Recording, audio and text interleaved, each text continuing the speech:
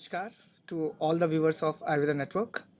I am Dr. Abhinav. I am Assistant Professor in the Department of Panchkarma, Faculty of Ayurveda, Institute of Medical Sciences, Banaras University.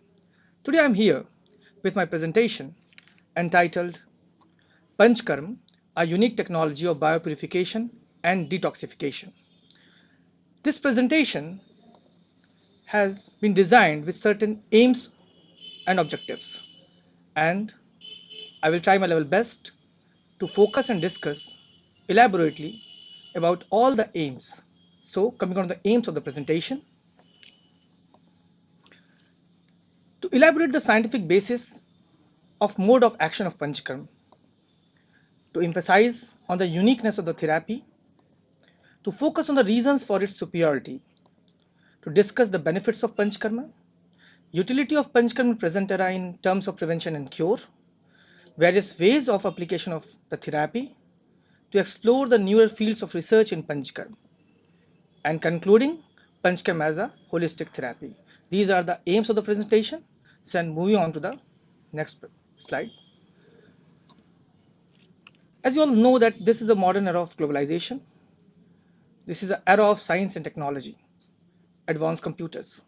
Side by side, this is also an era of pollution, deforestation, extreme stress, tension, and health issues. Health always remains a major concern since the Stone Age. The man of this era is also not an exception to it. In this era, the man has lost his connection with spirituality and nature. So, our lifestyle has been altered so as the environment we live in. Our brain are well developed, but our body remains undernourished, or in better words, I would like to say malnourished. So people tend to fall sick early. Life expectancy has fallen, so the quality of life as well. And the result is that no one is perfectly healthy. People may do live longer, but with challenging health problems like respiratory disorders, depression, obesity, cardiac diseases, diabetes, renal disorders, tension, stress, and anxiety. So, what I have discussed is that on the grosser level, how challenging health problems are causing harm to the human race. So, on a molecular level, how these health problems actually start. All the health problems start with an imbalance in the body's metabolic system, and this will reduce the state of health and vitality of an individual, and that prepares a base for the development of a disease. So what are the major causes of imbalance of metabolic state of a person? The causes are lack of self-observation, sedentary lifestyle, an improper and irregular diet, absence of relaxation techniques and meditation practices, tension and stress. All these factors plays a very important role in causing imbalance in the body metabolic system. So, when there is an impairment in the body metabolic system, there is a formation of 𝐴𝐻. 𝐴𝐻 is an outcome of improper digestion and metabolism, and this 𝐴𝐻 can be formed at the GIT level or can be present in systemic circulation also. And this 𝐴𝐻 has a property of guruta, that is heaviness. It has inherent ability to cause obstruction in the channels as well as vitiation of doshas. So, this causes a problem statement. It causes the accumulation of morbid materials in the body and vitiation of doshas. So, what will happen if the person indulged again into the causative factors? What will happen? These doshas get vitiated beyond a particular level, and when they get vitiated beyond a particular level, what happens? They again give rise to various morbid materials which have a tendency to accumulate in the microchannels, and a vicious cycle is being started of production of toxic clogs in the body, which is get accumulated in the channels and which is causing blockage of the channels, and this causes manifestation of various kinds of disorder. So, I am coming on to the very specific concept of Shrotas, which is very well documented in Ayurveda. So, according to Ayurveda, any corporeal entity cannot arise or decay without shrotas. It is also being told Shrotomayam hi shariram.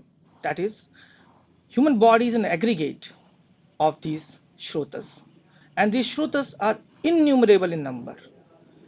These shrotas subserve the purpose of transportation of any kind. That is, doshas are being transported through this, transformed dhatus are being transported, nutrients are being transported, all the bhavs are being transported by these shrotas. And these shrotas actually represent the biological transport system or the membrane system of the body. This system starts from the cellular level up to the larger organ system level, and it works in a continuous rhythmic manner.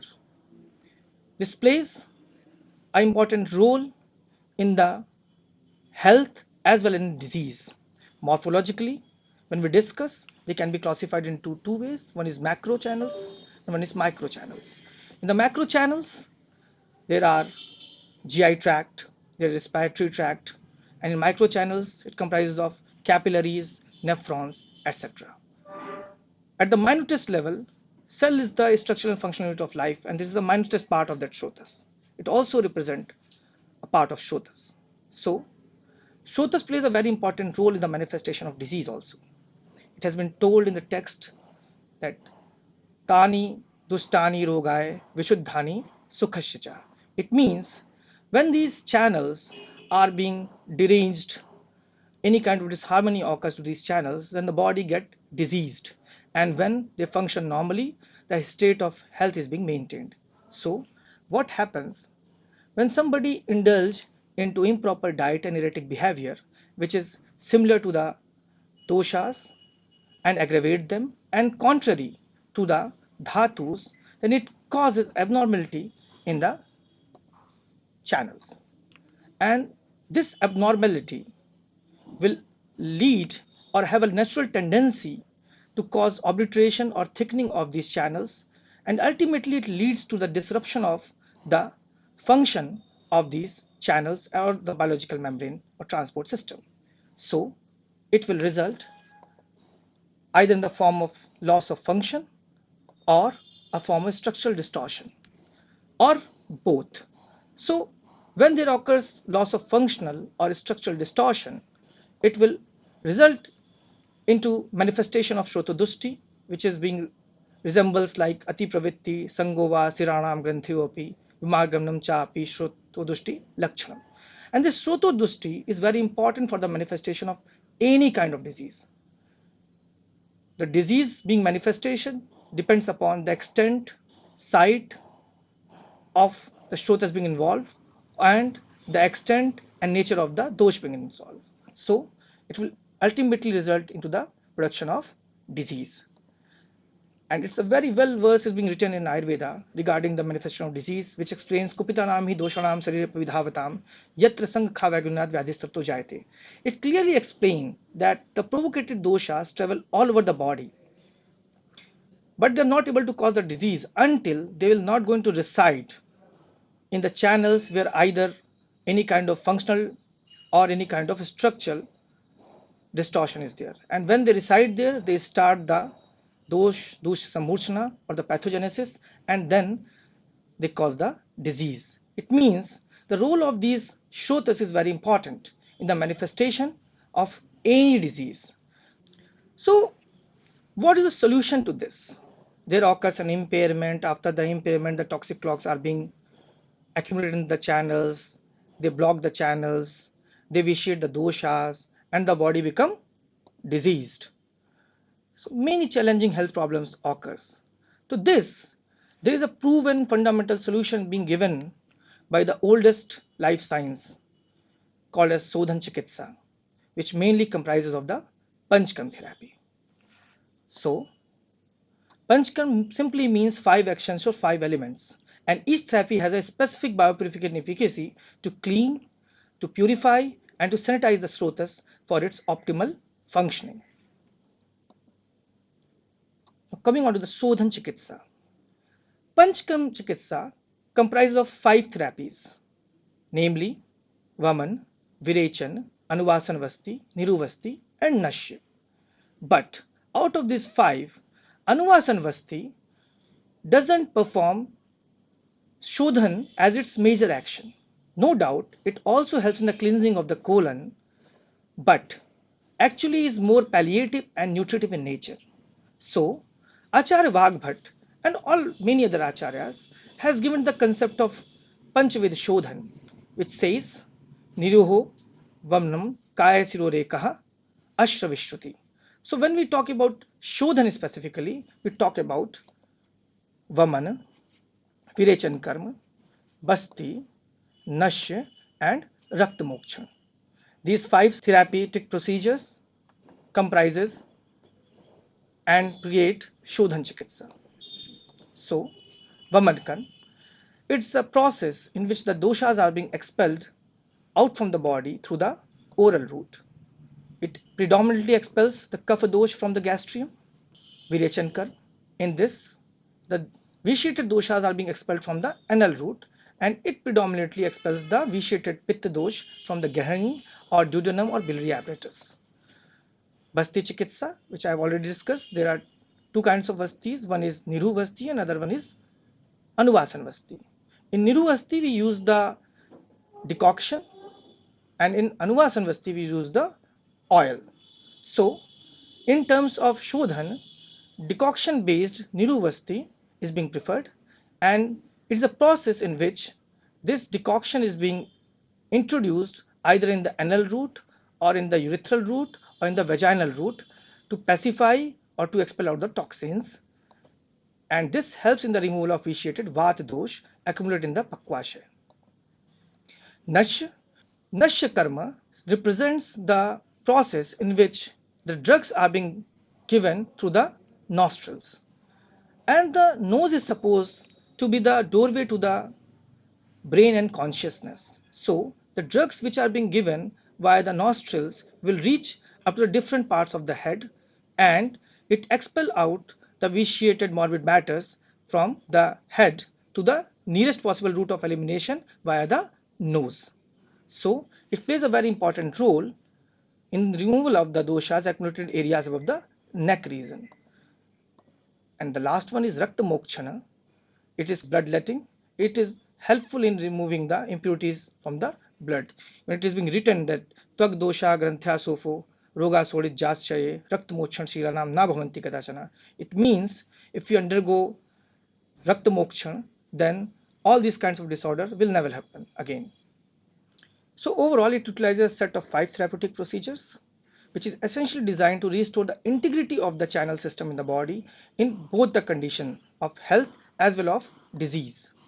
It promotes the elimination of toxic substances out of the body by the nearest possible route of elimination. It has a profound effect on the detoxification mechanism and metabolism of the human physiology. It serves both the purpose of Ayurveda, that is Swastha Swasraksham, that is maintenance of health of an healthy individual, and Aturas Vikar Prashmanam, that is to cure the disease. Now, how does actually Panchkarma breaks the pathology? Because what I understand, the best definition of Chikitsa is Samprapti Vigatan 𝐕𝐬𝐬 Chikitsa. So, to understand the Samprapti Vigatan via the Panchkarma, we have to first understand the Vyadhi Samprapti. So, it starts with the indulgence in causative factors, then it causes the impairment in the Agni, and when there occurs the impairment of Agni, it starts accumulating the doshas into the Koshtha. Then if the patient continuously indulges into the causative factors, then this accumulated doshas are get provocated, and these provocated doshas will circulate all through the body, and then they got stick to the areas where they get either functional or a structural distortion, and there they start the dosh samochna and Vyadhyutpatti will occur. So how Panchkarma plays an important role in breaking this Samprapti? Shakagat dosh clearly means the doshas which are circulating all through the body.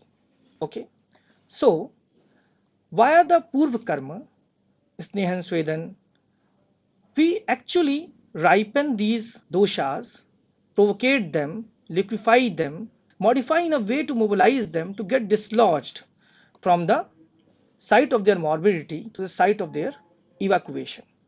In that way, the doshas ready to be get detached from the shakhas and doshotklesha will occur, and that we do the pradhan karma, that is the panchkarma therapy is being applied, and what we get that after applying this Vaman Virechan or any other Shodhan procedure, these doshas come into the coast, and from the coast they are being removed from the body via the nearest possible route of elimination.